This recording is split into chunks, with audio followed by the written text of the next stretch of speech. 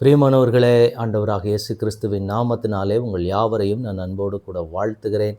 எல்லாருமே சந்தோஷமா இருக்கிறீங்களா? இந்த நாளிலும் தேவனாகிய கர்த்தர் நம்மோடே கூட பேசுகிற ஒரு வார்த்தை என்னவென்றால், லூக்கா எழுதின சுவிசேஷம் 9ஆம் அதிகாரத்தினுடைய 23ஆம் வசனம். பின்பு அவர் எல்லோரையும் நோக்கி, ஒருவன் என் பின்னே வர விரும்பினால் அவன் தன்னைத்தான் வெறுத்து தன் சிலுவையை அனுதினமும் எடுத்துக்கொண்டு என்னை பின்பற்றக் கடவன். இந்த வார்த்தையை கேட்டுக்கொண்டு இருக்கிற எனக்கன்பான தேவனுடைய பிள்ளைகளே, ஒருவன் தேவனை பின்பற்றி வர விரும்பினால், இயேசு கிறிஸ்து இந்த இடத்திலே சொல்லுகிறார், என்னை பின்பற்றி வர விரும்பினால் முதல் கண்டிஷன் என்னன்னா, தன்னைத்தான் வெறுத்து அனுதினமும் தன் சிலுவை எடுத்துக்கொண்டு என் பின் வர கடவன். அப்ப தன்னைத்தானே வெறுக்கிற ஒரு அனுபவம், இது ரொம்ப ஒரு வித்தியாசமான ஒன்று, அநேகரால் புரிந்து கொள்ள முடியாத ஒன்று என்று சொல்லலாம்.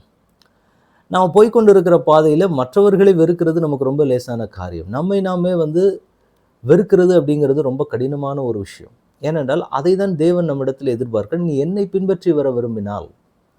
ஏன்னா இயேசு கிறிஸ்து தன்னைத்தான் நேசித்திருந்தால், அவருடைய காரியத்தை அவருக்கு முன்வைத்து சில காரியங்களை செய்திருந்தால் இந்த பூமிக்கு இயேசு வந்திருக்க மாட்டார். ஏன்னா சகல மகிமையும் துறந்தார், மனுஷனாக ஒப்பு கொடுத்தார். ஒப்பு கொடுத்தது மட்டுமில்லை, எத்தனை பேர் அவர் அவமானப்படுத்தணுமோ நிந்திக்கணுமோ எல்லா சூழ்நிலைகளுக்கும் தேவன் அனுமதி கொடுத்தார். அதை எல்லாவற்றையும் இயேசு கிறிஸ்து சகித்தார். இதெல்லாம் சுயத்தின்படியாக இயேசு கிறிஸ்து நின்றிருந்தால் நிச்சயமாக இந்த காரியங்கள் எல்லாம் நடக்கிறதுக்கு வாய்ப்பே கிடையாது. இயேசு கிறிஸ்து தன்னைத்தான் வெறுக்கிறவராக இருந்ததுனால மட்டும்தான் இந்த சிலுவையை தூக்குகிற ஒரு அனுபவத்துக்குள்ளே இயேசு கிறிஸ்து போக முடிந்தது. இல்லை, நான்லாம் எவ்வளோ பெரிய ஆள், என் பிதாவானவருடைய சித்தத்தின்படி தானே எல்லாத்தையும் நான் செய்து கொண்டிருக்கிறேன், நான் இப்படிப்பட்ட ஒரு பாதையிலே போகிறதா அப்படின்னு சொல்லி இயேசு எந்த இடத்துலையுமே கேட்டிருக்க மாட்டார். அப்படித்தானே? வேதத்தில் நம்ம எங்கே பார்த்தாலும் சரி, இயேசு கிறிஸ்து எல்லா காரியங்களையும் சகித்தார்னு தான் பார்க்குறோமே ஒழிய, எந்த இடத்துலையுமே நான் ஒரு பெரிய ஆளுன்னு அவர் எங்கேயுமே காட்டிக்கிட்டதே கிடையாது. ஆனால் நம்ம இன்றைக்கி என்ன செய்கிறோம்? இயேசு கிறிஸ்துவுக்கு சகல விதமான அதிகாரமே இருக்குது. எப்படிப்பட்ட காரியமாக இருந்தாலும் அவருக்கு கீழே தான். வானத்தையும் பூமியும் உண்டாக்கின தேவன், அவருக்கு எல்லா விதமான அதிகாரமும் இருக்கு. ஆனால் அவர் ஒரு சூழ்நிலையின் வழியாக கடந்து போகும்போது, என் தேவனுடைய சித்தம் இதுதான், என் பிதா எனக்கு இதைத்தான் சித்தமாக வைத்திருக்கிறார், நான் அதை தான் செய்வேன் என்று சொல்லி இயேசு கிறிஸ்து போனார். இன்றைக்கு அவருடைய அடிச்சுவடுகளை பின்பற்றுகிற நாம் இன்றைக்கு எப்படி இருக்க வேண்டும் என்றால், அவரை போலவே நாம் நிற்க வேண்டும் என்று தேவன் விரும்புகிறார். அதுதான் இந்த இடத்துல சொல்றாரு, உங்களை நீங்களே வெறுக்க வேண்டும்.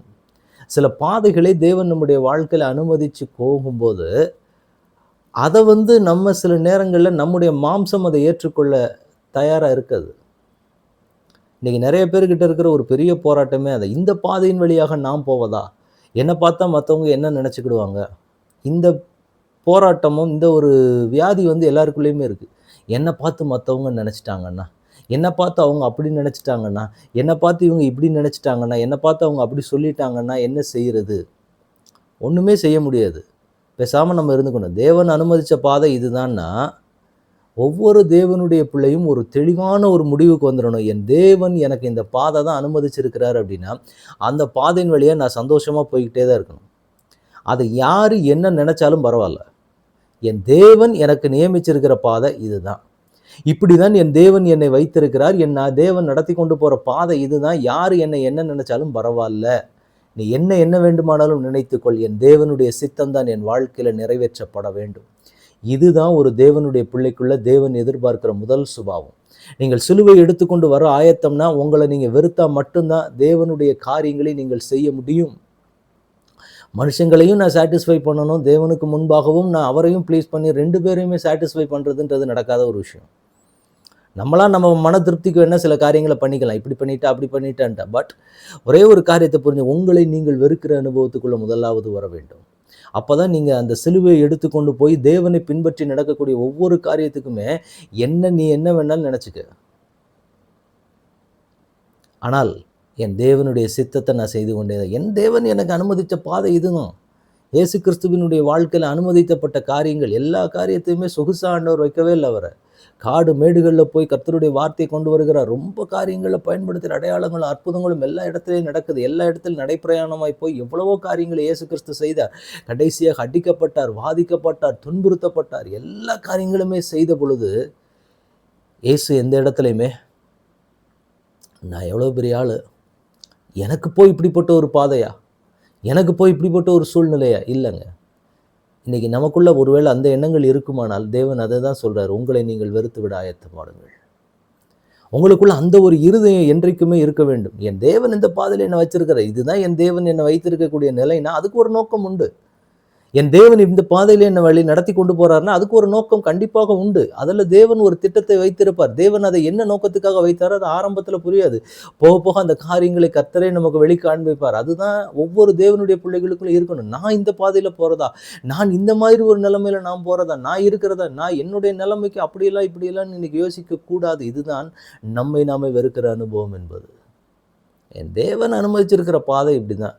அதை பார்த்து மற்றவங்க என்ன என்ன சொல்லிட்டு போட்டு நோ ப்ராப்ளம் எனக்கு. என்ன என் தேவன் தான் நான் பார்க்கணுமே ஒழிய, ஏன்னா ஃபைனலாக எனக்கான எல்லாத்தையும் கொடுக்க போகிறவர் என் தேவன் தான். அப்போ அந்த தேவனை மாத்திரம் பார்த்து நான் என் தேவனை பின்பற்றி வர விரும்பினால் முதல்ல என்னை நான் வெறுக்க வேண்டும். வெறுத்து தான் அந்த சிலுவை நான் கையில் எடுக்கணும். என் தேவன் அனுமதித்திருக்கிற பாதைக்குள்ளே நான் உள்ளே நுழையிறேன்னாலே முதல்ல ஆண்டவர் எதிர்பார்க்குறது, ஒன்று நீ வெறுத்துட்டியா, அப்போ தான் நான் அனுமதிக்கிற பாதையில் நீ போக முடியும். இன்றைக்கி தேவன் நம்மக்கிட்ட அதை தான் கேட்குறாரு. உங்களை நீங்கள் வெறுக்க ஆயத்தமாக இருக்கிறீங்களா? என் தேவன் முன் வச்சுக்கிறேன், அவர் என்ன பாதையை காண்பிக்கிறாரோ நான் போயிட்டே இருப்பேன். யார் என்ன நினச்சாலும் எனக்கு அதை பற்றி கவலையே கிடையாது. ஏன்னா என்னை பார்க்கிறவர் தேவன், என்னை வழிநடத்துகிறவர் தேவன், என்னை போஷிக்கிறவர் தேவன், என்னை உருவாக்கினவர் தேவன், என்னை அழைத்தவர் தேவன், என்னை அபிஷேகித்தவர் தேவன், காலம் முழுக்க என்னை பார்த்து கொள்ள போகிறவர் தேவன் மட்டுமே. எந்த மனுஷனும் அதை பார்க்க போவது கிடையாது. யாரும் என்னோட கூட நீண்ட காலம் நிலைத்திருக்க போவதும் கிடையாது. என் தேவன் ஒருவர் மாத்திரமே நித்திய காலமாக என்னோட கூட இருக்கிறவர். அதனால் நான் அவருடைய சித்தத்தின்படி செய்வேன். மனிதர்கள் என்னை என்ன நினைச்சாலும் சரி, நோ ப்ராப்ளம் அப்படின்னு சொல்லி தேவனுக்கு முன்பாக நிற்கிறவர்களை தேவன் எதிர்பார்த்து கொண்டிருக்கிறார். இன்றைக்கி நீங்களும் நானும் அப்படி நிற்கணுங்கிறது தான் கர்த்தருடைய எதிர்பார்ப்பு. ஒப்பு கொடுக்கலாமா? ஆண்டவரே, நான் என்னை வெறுத்து உம்முடைய சமூகத்தில் வந்து உம்முடைய சிலுவை எடுத்துக்கொண்டு வர்றேன், நான் வர்றேன் ஆண்டவரே அப்படின்னு சொல்லி ஆண்டவருடைய சமூகத்தில் ஒப்பு கூட ஆயத்தமாக இருக்கிறீங்களா? ஜெபிக்கலாமா? தகப்பனே, உம்முடைய சமூகத்தில் எங்களை ஒப்பு கொடுக்குறோம். தேவனாகிய கர்த்தர் இம்மட்டுமாய் உம்முடைய கிருபையின் கரத்தினால என்னை தாங்கி ஏந்தி வழிநடத்தி வந்த தயவுக்காக உமக்கு ஸ்தோத்திரம். இப்பொழுதும் நீர் சொன்ன வார்த்தையின்படியே தன்னைத்தானே வெறுத்து உம்முடைய சிலுவை எடுக்க எங்களுக்கு கிருபை தாங்க ஆண்டவரே. நீங்கள் என்னை என்ன பாதையில் கர்த்தரை அனுமதித்து நடத்த விரும்புகிறீங்களோ அந்த பாதைக்கு எங்களை முழுவதுமாக நாங்கள் அர்ப்பணிக்கிறோம். கர்த்தருடைய பிரசன்னம், கர்த்தருடைய தயவு முழுவதுமாக எங்கள் மத்தியில் தங்கி இருக்கட்டும் தகப்பனே. அப்பா, நீர் அனுமதிக்கிற பாதைகளை, நீ நடத்துகிற பாதையில் சந்தோஷமாய் அந்த பாதைகளை கடந்து கொண்ட தேவனுடைய சித்தத்தை நாங்கள் நிறைவேற்ற என் பரலோகத்தின் தேவன் எனக்கு கொடுக்க போகிற நல்ல கிருபைக்காக உமக்கு நன்றி செலுத்துகிறோம். அதற்கு விரோதமாக இருக்கிற தடைகள் இயேசுவின் நாமத்தினால மாறட்டும். உடைய பரிசுத்த கரம், உடைய பரிசுத்த பிரசன்னத்துக்கு நேராக எங்களை ஒப்புக் கொடுக்கிறோம். பரலோகத்தின் தேவன் எங்களை ஆளுகை செய்ய வழி நடத்துங்க. இயேசு கிறிஸ்துவின் நாமத்தில் ஜெபம் கேளும் எங்கள் நல்ல பிதாவே. ஆமென், ஆமென், ஆமென். God bless you.